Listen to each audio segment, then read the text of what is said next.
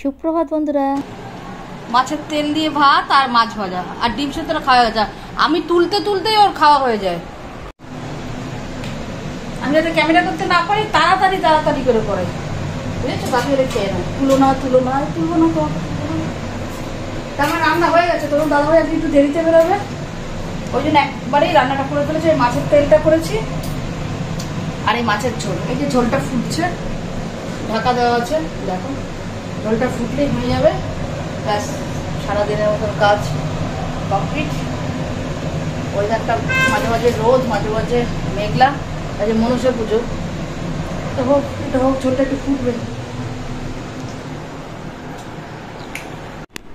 দেখো রান্না হয়ে গেছে। দেখো এই কাটাপোনা মাছ, এই মাছের ঝোল,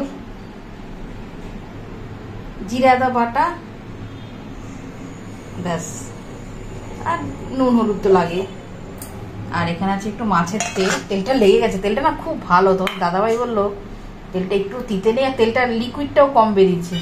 তাড়াতাড়ি করে খাওয়াই বলে আমি দুটোতে দুটো বসিয়ে দিয়েছি, বাটিতেই করেছি তেলটা, কড়াইতে আর নিইনি, দেরি হবে। এরপরে যে কাজ আছে ধোয়া মাজা, সেগুলো সারবো। দাদাভাইও বেরোবে। রান্নার পরপরই চেষ্টা করি যে গ্যাসের সঙ্গে এই পেছনের জানলাটা না পুছে ফেলতে, গরম গরম থাকতেই চেষ্টা করি। ঠান্ডা হয়ে গেলেই না ওটা বসে যায়। তারপরে না আবার কি মানে বসতে বসতে তেল কাজটা হয়ে যায়। এক এক সময় আবার গরম জল দিয়েও করি। তা আজকে দেখলাম রান্না হয়ে গেছে, অনেক তাড়াতাড়ি রান্না হয়ে গেছে। ট্যাঙ্কির জলটাও না বেশ গরম ছিল আজকে, কিন্তু রোদের তাপটা বেশ ভালো ছিল। তা ভাবলাম যেই বাবা তো সেই কাজ, একটুখানি সার্ফ নিলাম, নিয়ে একটুখানি জল নিয়ে গরম জলের মধ্যে করে যতটা পারে। আমার খুব অসুবিধা হয়, কারণ গ্যাসটা অনেকটা মানে গ্যাস বলতে গিয়ে স্ল্যাবটা অনেকটা চওড়া, তো তার পেছনে জানলাটা খুব সমস্যা হয়। কুচি না আছে, তা সত্ত্বেও না কেন যে এত তেল কাজটা হয় বুঝতে পারি না। তাও আমি যতটা যা পারি আমি রোজ করার চেষ্টা করি। নাহলে না যদি দুদিন না করি কি হয়, ওই তেল কাজটার মধ্যে ছোটো ছোটো কুচি কুচি এক ধরনের মাছি আছে, মাছি ঠিক না, মাছি কি বলবো না পোকা বলবো জানি না, ওর ওপরে বসে আটকে যায়। তো কাচের জানলা যদি পরিষ্কার থাকে তো আলো আসবে, আবার পরিষ্কার না থাকলে আবার অন্ধকার হয়ে যাবে, কেমন লাগে। আমি তো জানি আজও করলে করতে হবে, পরও করলে করতে হবে। তা যেদিনকেরটা সেদিনকেই করে ফেলি, নোংরাটা কম হবে। তা এটা আমি সে করে ফেলছি, করে ওখান থেকে আবার একটু ভিমবার নিয়েও করছি। দেখি সার্ফ নিয়েছি প্রথমে, তারপর আমি ওখান থেকে আবার একটু ভিমবারও নিলাম, নিয়ে যতটা যা পারছি ক্লিন করার চেষ্টা করছি। গ্যাসটাও দেখো, গ্যাসটাও পুছে ফেলছি, গ্যাস তারপরে দেওয়াল টেয়ালগুলো সব।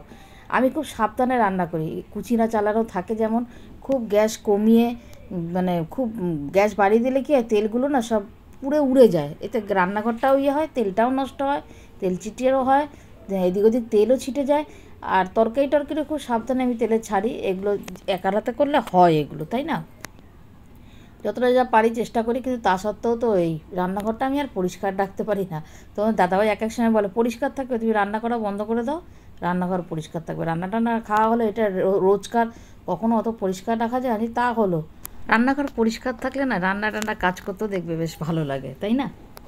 পরিষ্কার যদি থাকে, কিন্তু করতে টাইম লাগে রোজ এইটা। চেষ্টা করি আমার রান্নাঘরটা যেন সবসময় একদম চকচক করে, চেষ্টা করি, কিন্তু আর হয়ে ওঠে না। টুনাটুনি রান্না হলে কি আর রান্না তো হয়, সে এক পদ করি আর দু পদ করি আর যাই করি। আমাদের ঘরে যাই হবে না কেন সেটা তরিজুতের রান্না। তোমাদের দাদাভাইয়ের ভীষণ নাক। সে যাই হোক, হয়ে গেল। এবার তোমার দাদাভাই বেরোবে, দেখো ঠাকুর নমস্কার করছে, ঠাকুর নমস্কার করে এবার বেরোবে। এই আসবে আস্তে আস্তে, প্রায় 11টা। শনিবারে চাপ থাকে। আজকে কিন্তু বৃষ্টি হবে। এই করো, এটা খুলে রাখো, ওইটুকানি জ্বালানোতে তোমার চার্জ চাই না, চার্জার দিছে।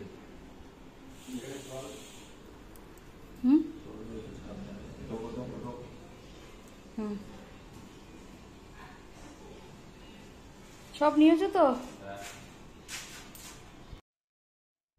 দেখো ফাইনালি রান্নাঘরটা দেখে নাও, একদম সব হয়ে গেছে। এদিকের কাজ, এবার ওদিকের কাজে হাত দেবো।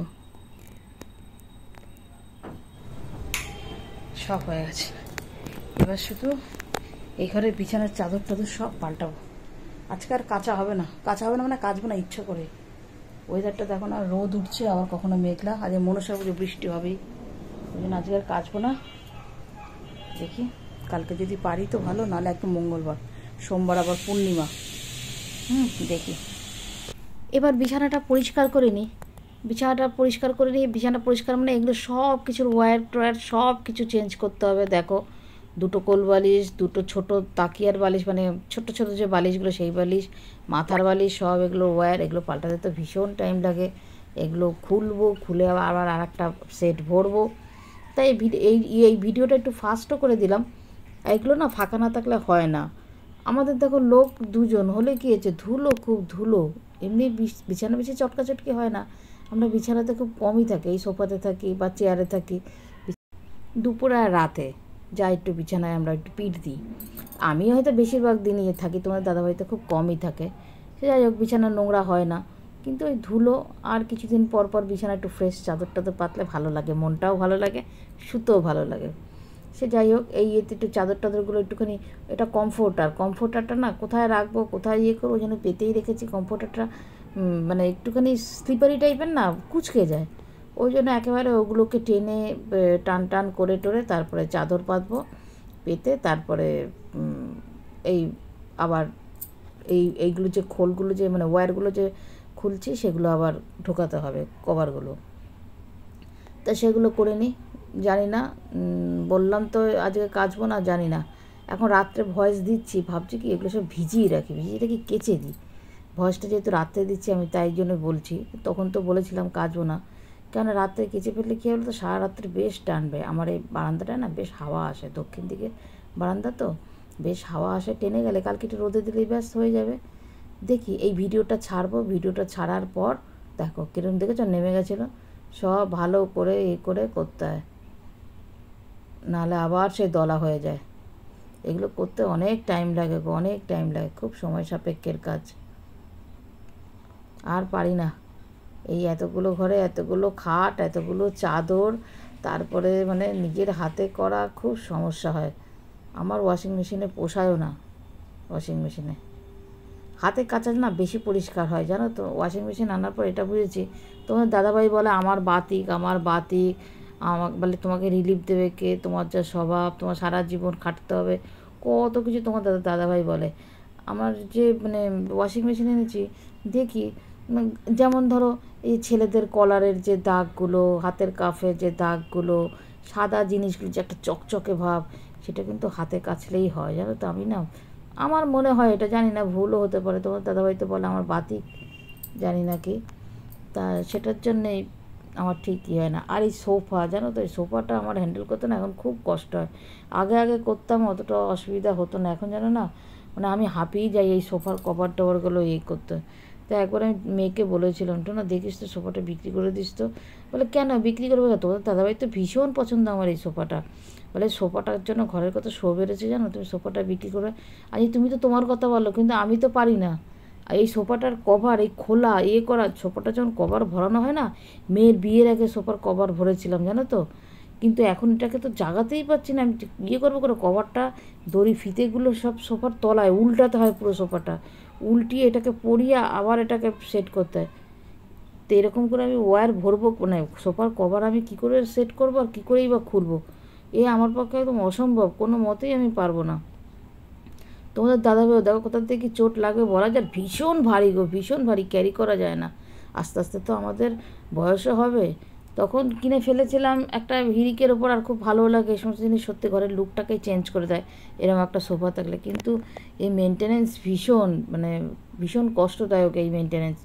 তাই আমি তোমার দাদাভাইকেও বলছিলাম, তোমার যে দেখো করো না, এটাকে বিক্রি করে দাও, বিক্রি করে দিলে ঘরটাও হালকা, দরকার হলে কিছু করবোই না, একটুখানি খোলামেলা যাতে মানে বসতে পারি, মানে লোকজন এসে বসেন, সে তো ঠিকই, লোকজন যে কোনো জিনিসের যেমন সুবিধা আছে সেরকম অসুবিধাও আছে, কি করা যাবে। কিন্তু সোফাটা খুব হচ্ছে, অনেকটা জায়গা জুড়ে সোফাটার রয়েছে, জানো তো, অনেকটা জায়গা জুড়ে। আমার সেন্টার টেবিল খাটের তলায় ঢুকিয়ে দিয়েছি, লোকজন আসলে সেন্টার টেবিল আমি ইউজ করতে পারি না, কোনো কাজও করতে পারি না, কিছু না।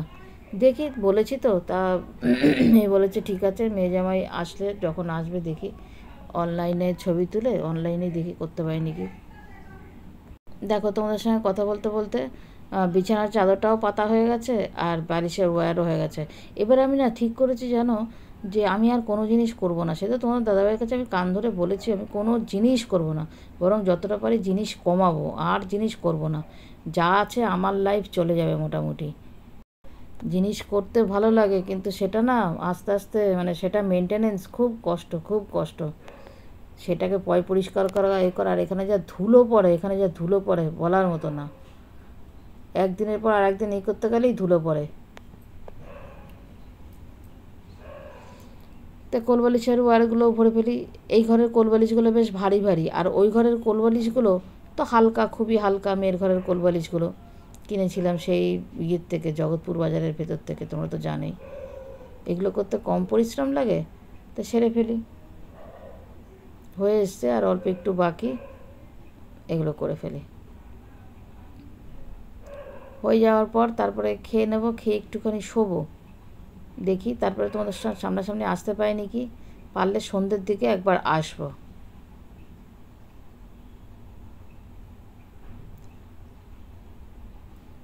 আমি মানে ওয়াইটিতে না মানে খুব একটা রেগুলার থাকতে পারছি না, মন টনও খুব ভালো না, মানে খুবই খারাপ মন।